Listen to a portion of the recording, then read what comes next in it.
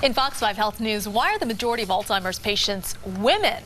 Scientists have long assumed that it's because women tend to live longer than men, but now researchers are questioning that same theory. Well, joining us now is Dr. Devi from NYU School of Medicine. Nice Good to have see you. I was shocked to read that 2/3 of patients with Alzheimer's are females. Sure, it's really dramatic, and actually there are other stats too that if you reach the age of 65, if you're a woman, you have a 1 in 6 chance of developing Alzheimer's, but if you're a man, it's 1 in 11. So, yeah, so the theory before was that because women tend to live longer, that, you know, as you get older, your risk for Alzheimer's increases. But now there's a lot more evidence that there are other things at play. So, for example, you know, genetics.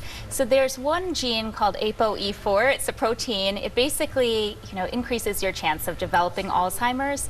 And in women, if you have 1 copy of this gene, it increases your risk by 4 times. If you have 2 copies, it increases it by 10 times. That's fascinating. Yeah, so that's more in women than in men. And the reason that we think that that might be the case is because, you know, maybe estrogen has some kind of interaction with this gene. Maybe menopause having something to do with that? Exactly, menopause too, that maybe the changes in hormones also affect it, so that there could be something different that actually predisposes you to Alzheimer's.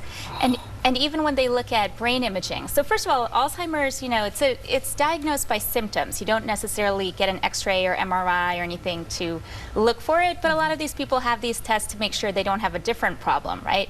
And so when they look at those tests, they found that with women, there are a lot more changes earlier on before they develop symptoms, whereas with men, it's different. So there might be something besides the visible changes that actually predispose women to developing Alzheimer's. Wow. Well, we need to be concerned about that. Okay, here's the other thing that was kind of interesting. How often should you wash your kitchen and bath towels, folks? That's a good question, actually. A lighter topic. Yeah, a lighter topic, but still of some concern. Of course.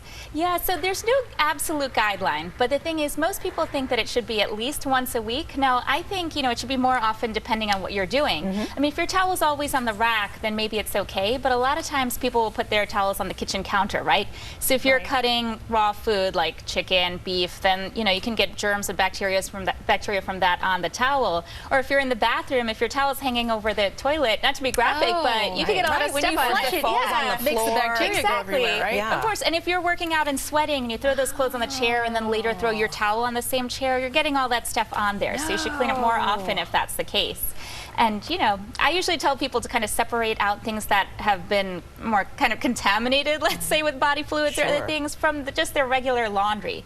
And remember to clean out, obviously, you know, whatever you store your laundry in or your towels in. Make sure that stuff is clean in the washer and the dryer, too. Yeah, and don't wash your bathroom floor mats with your towels. Exactly. I remember, when I was single and doing my laundry in the laundry room, and someone threw all that stuff in there, and their underwear and the floor mats and the... Yeah, of course. What are some things you can catch from, you know, bath towels? Because I know you can get pink eye, maybe even cold sores, maybe? So it's not absolutely clear, but the thing is, you know, if there's fungus there, let's say somebody has some kind of toe infection or other stuff, in theory you could get that. You could get bacteria, so if we're talking about the raw foods, that maybe you could get some kind of foodborne illness.